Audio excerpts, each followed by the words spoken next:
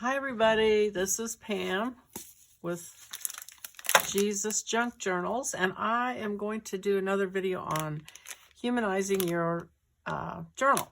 So the series is supposed to be for, if you use kits, digital kits or other kits, or even if you just use like pretty scrapbooking paper that you buy at the store, sometimes it just looks kind of manufactured, and so you need to add that hand of the artist touch to it, I feel like.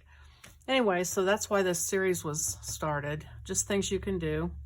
So before I start though, I was going to show you just really quick. Sometimes I show what I've bought lately. I went to the Dollar Tree store and got this glitter tool, a roll of it, and of course the Dollar Tree is now $1.25. But that doesn't roll off the tongue. $1.25 tree. But anyway, everything's $1.25, but that's whatever. So I got that, and I think they had some other colors, but this was the only one I didn't have. Then I went to Walmart, and I had gotten an assortment of baker's twine, but I never had black, and I don't think I had brown either. So this little trio came. I think it was a couple dollars. It might have been $3. But anyway, you get black, brown, and then you get some really small jute rope on these cute clothespins. So, of course, I bought it. Okay, so there's that. So, what I was going to say is, you know how you get these paper pads? I got this one at Hobby Lobby last year, I think. And it's a really good one because I think they had 50% off, so I got it for $11. So it's like a rainbow of different colored papers, which comes in handy when you want a certain color paper. But what I found is with these paper pads, if you're like me, I forget about them. And then also they become so precious, like, oh, I don't want to use them. So I'm trying to correct myself on that, like just use it up. There's always more paper pads. But the problem of forgetting I had it, I thought what I would do, because I've got my scraps torn up in groups. I know there's probably more sophisticated ways to do this, but I've got like green and blue little bitty scraps in here, red, yellow, orange in here, and neutrals in here.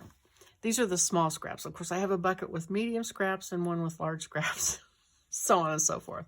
But I don't have a lot of variety in these. So I thought, well, one thing I can do is go through the paper pad and tear some sheets out of it, for crying out loud, that I like. Ooh, that's a big... You really needed me to come on here and tell you to do that, I'm sure. But anyway, what I did, because like this particular pad gives you like 2 or 3 of each one. So I'm like, okay, we'll let it go. Tear one out. Go ahead and use it. So what I did is I tore some out that I really liked and some that I don't like, because I thought, well, I might as well use them up. I don't care for this leopard print. I like leopard print, but somehow not in my journals. I don't know. It's just me. But anyway, I've got quite a few here of ones I really do like. And there's that. I love that one. So anyway, with the security of knowing that I have a couple more sheets of these in the pad left, I thought what I would do is, first of all, I'm going to take some gesso, and I'm going to use this really thick gesso. I got this at Walmart, and it's a pretty heavy acrylic gesso. Oh, and by the way, I also just happened to write down the recipes. I knew they were out there, but I hadn't taken the time to write the recipes down. If you want to make your own, let me look here. I wrote it down. The thing is, you need either talcum powder or plaster of Paris. And I don't think I have talcum powder. Most people do, but I didn't. So I went out and bought, you can use plaster of Paris instead. Here it is. You can use plaster of Paris instead. So basically, for a white gesso, it's 1 part white acrylic paint, 1 part glue, and 1 part talcum powder. Or plaster Paris powder. Equal parts, and you just stir that up and make your own white gesso. And the way the prices are going up, I may make my own as soon as this jar is empty. And then for clear gesso, you use 1 part water, 2 parts white glue, and 1 part talcum powder or plaster. And you want to mix the water and the plaster and then add the glue on that one. On all these, you want to add like the plaster with one of the liquids. So like for the white gesso, you want to add like the plaster and the paint and then add the glue. So actually, I got the same, I got a recipe for modeling paste you can make yourself too. And all it is, it's the same 3 ingredients, but you change the ratio. So for instance, it's 3 parts plaster, 2 parts glue, and 1 part paint, white paint. Or you could use colored paint if you want to make colored modeling paste and mix that together. So again, 3 parts plaster. So, you know, if you're just doing a little bit, like 3 tablespoons of plaster or talcum, 2 tablespoons of glue, and 1 tablespoon of paint. And you would mix your paint and your plaster together first, or your paint and your talcum together first. Then add the glue to that, stir it up, and there is your modeling paste. So anyway, I'm going to use this. Oh, one more thing. Okay, so let me talk to you about this. So this is a wax paper pad I got at the Dollar Tree. There are 15 sheets on it. And so I realized I was starting to use it a lot more lately. And so I thought, well, let me go find out if that really is a cheap price. Because sometimes you buy things at the Dollar Tree and you're not really saving money. So I looked it up online. And yes, from what I can see, the ones at Dollar Tree are way cheaper. The cheapest one I could find online was about equivalent to, like for, I think it was 50 sheets, you paid like $5 or $6, plus you'd have to pay shipping. And so it would be the equivalent of 3 of these at $1.25, $3.75. So these are cheaper. And some of them, like on Amazon, were more than double the price. So you may have a source that's cheaper, but anyway, if you don't, check these out. 15 sheets for the $1.25. So that's enough of that. So I'm going to also use, and I'm going to go get it real quick and I'll be back, is a piece of wax paper.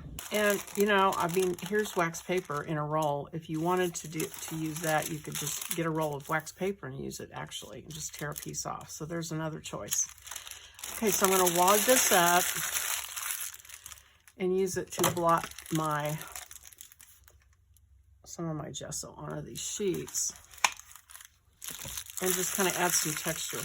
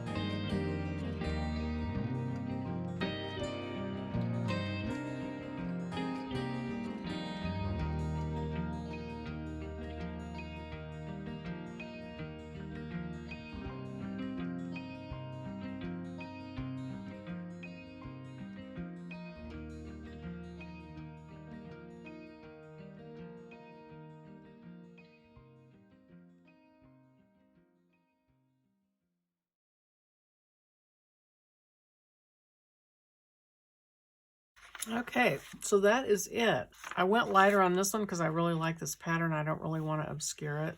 And so it's already got texture and stuff, so I left it alone. Some of the ones I didn't like as much, I put more on. So anyway, I hope you liked the video. And if you did, please click the like button. Think about subscribing. And I'll be back on the next video. Bye-bye.